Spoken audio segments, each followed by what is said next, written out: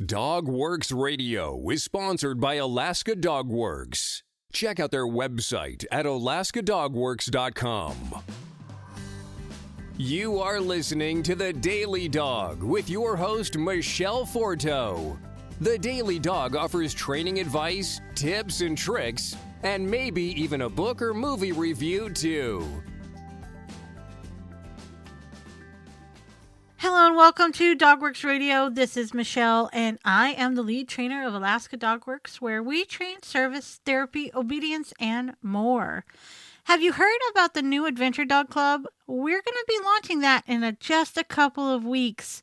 Would you like to learn more about trails, leave no trace, camping, or even how to care for your canine buddy when you're out on an adventure?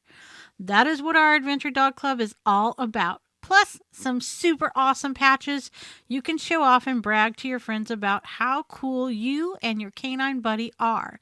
And bet you didn't even know this. You don't have to be in Alaska to become part of the Adventure Dog Club. Hey guys, today's topic's going to be pretty informative. We're going to talk about dog safety guidelines for kids and families. And remember, the first and foremost, no dog is safe around any child, and any child isn't safe around any dog. Child safety around dogs. Any parent or grandparent appreciates the natural curiosity and energetic nature of a young child. A dog or puppy is an attractive object. That keen curiosity and animated version of a cuddly stuffed toy, it should come as no surprise that most children are drawn to a puppy or dog like a moth to a flame. But a young child in particular can't understand or respect boundaries the way an older child or adult does.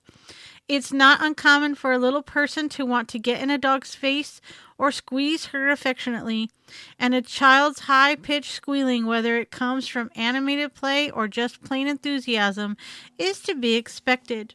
These two productivities, squeezing and squealing, are antithetical to a dog's very nature.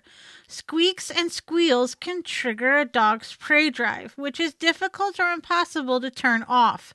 And most dogs do not enjoy being hugged, however heartfelt the gesture. Some may even interpret a hug as an invitation to fight. Dogs in general, including the family dog, do not view children as authoritative. And in-your-face stare from a pint-sized person, even with benign intentions, can be interpreted as a direct threat in dog speak.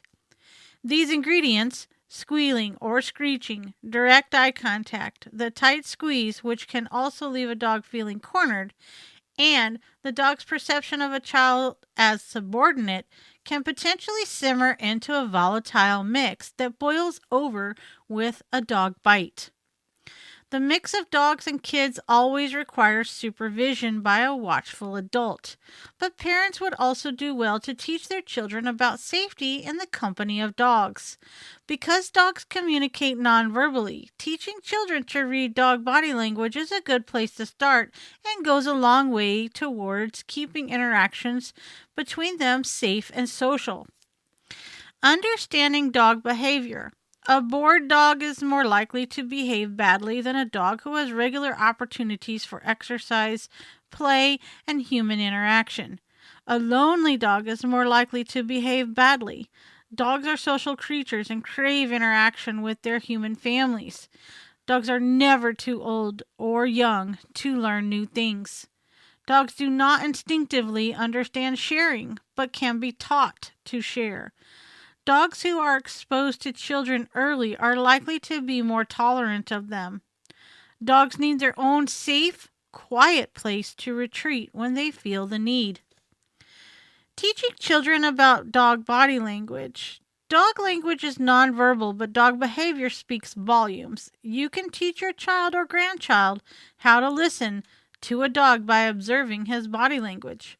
Most dog bites are preceded by a warning. Learning to recognize the signs of a stressed dog or an impending bite will help your child know when to back off. Signs of aggression in dogs. Making themselves look bigger. This can include rising on to the toes and raising the hackles and the fur that runs the length of the spine. Barking. bringing the ears forward or pinning them back, stiffening the body, lengthening the tail straight out or raising it slightly, wrinkling the nose and showing the teeth with or without snarling. This sometimes is mistaken as a dog's smile or a submissive grin. It is the first warning sign in an aggressive dog. Signs of fear in dogs: cowering and trying to look smaller, pinning the ears and averting the gaze, possibly showing the teeth, tucking the tail and perhaps trying to back away. If a dog feels cornered, she may instead try to induce the person cornering her to back away. Why do dogs bite? Parents should teach their children that dogs are more likely to bite when they are protecting their puppies, they are sick or hurt, they are eating, they are sleeping, they are engaged in rough play, they have been poorly trained or lack manners. Signs of an alert dog: stands tall with or without raising his hackles, closes or slightly opens his mouth with or without vocalizing, keeps his ears up and pointed forward and eyes open wide, keeps his tail up and might wag it slowly as he evaluates the situation and decides what to do. Signs of a playful dog: keeps her ears forward and tail wagging, possesses bright, wide eyes, holds her mouth wide open, and may pant excitedly, bounces around, play bows, and vocalizes or play growls. Signs of a relaxed dog: keeps his tail down or wags it, slackens his mouth, and may even appear to smile, holds his ears neither backward nor forward, may allow his tongue to hang from his mouth, has hair that lies smooth and flat against his back. Many young children can be taught to read this language, but a very young child will have difficulty interpreting its subtleties. Focus instead on gentle behavior and continue to instill a more and more sophisticated understanding of dog language as your child grows, closely supervising any interactions with dogs. Introducing dogs to children. If you and your family are lucky enough to share your lives with a dog, practice safe habits from the get-go. Lead by example and teach your children. Observe these basic dog safety guidelines. If you have an infant or very young child, never allow a dog into the child's room without close supervision. Help your child understand the dog does not enjoy a hug or a tight squeeze, and show her instead how to pat the dog gently. Teach your dog never to pull the dog's ears or tail or attempt to climb on or ride the dog. Never allow your child to drag the dog around or play dress-up with him. Encourage your children or child to lower their voices when playing around the dogs. Keep dogs and kids separated at snack time or during meals. Help your child learn to respect the dog's quiet time. When the dog retreats to his crate, the child should leave him alone. Likewise, help her understand it's appropriate to play with the dog only when the dog wants to play. Child play safe games for your kids and the dog. Encourage healthy, fun interaction between the family pet and your child or children. Fetch is a wonderful classic dog game as long as it does not become a game of tug of war with the toy or ball. Instruct your child to walk away if the dog will not surrender the object, and show her how to ask the dog to drop it on cue. Dog tricks are an excellent way to stimulate the dog and help him bond with the child. Set up an agility course with low jumps, tunnels, and hoops to crawl through. This is also safe, rainy day fun for dogs and kids indoors. In lieu of chasing, teach the dog to run on a leash, but never allow a child to walk or run with the dog unsupervised. Play hide and seek with toys and treats.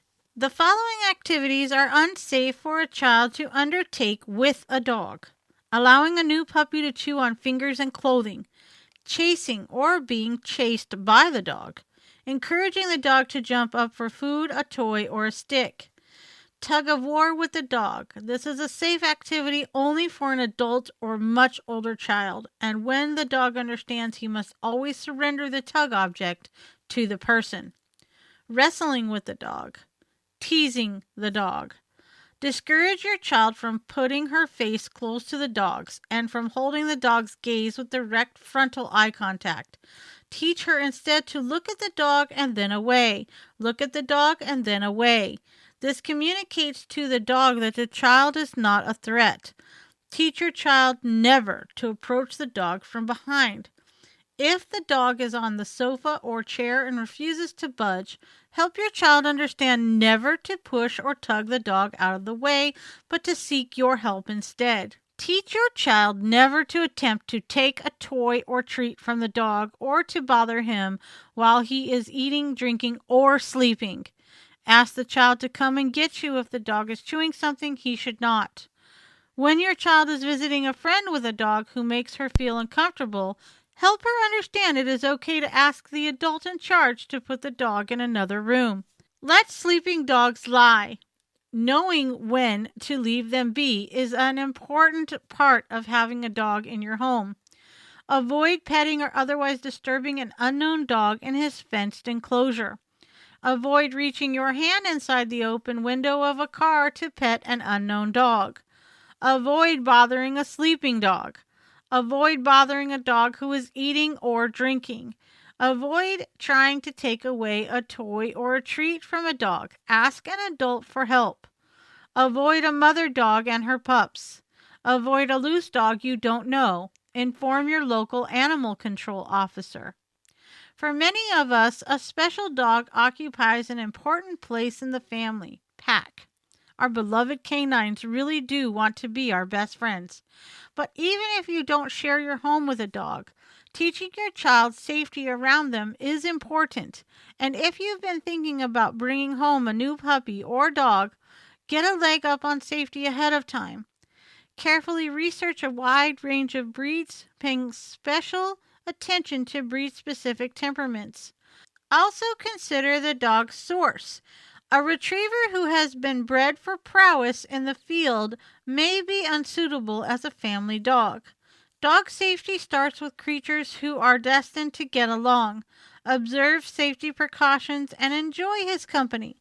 There is no substitute for the enrichment that comes from the unconditional love of a dog. I hope you've enjoyed today's show about learning how to interact with your dog and your child. If you'd like more information, please visit us on our social media sites or on our website. We'd love to hear some comments from you, and thanks for listening. From DogWorks Radio, this is The Daily Dog. We hope you enjoyed this podcast, and we invite you to subscribe in Apple Podcasts, Spotify, Stitcher, or wherever you get your podcasts. You'll find a link on the episode notes. You can tap or swipe on the episode cover art, and you'll see some offers from our sponsors. You can support our show by supporting them. If you like what you have heard, we would love it if you could give us a 5-star rating and tell your friends how to subscribe too. Your host is Michele Forto. Our producer is Robert Forto. Created for DogWorks Radio. Did you know that Alaska DogWorks trains service dogs for those in need throughout North America? Each and every service dog that is trained through the Lead Dog Service Dog Program and Michele Forto and her team has an individual training plan. We train for autistic, mobility, psychiatric, and PTSD for our soldiers for service work. If you know of someone that may need a service dog, please take a moment and check out Alaska DogWorks on social media and at alaskadogworks.com.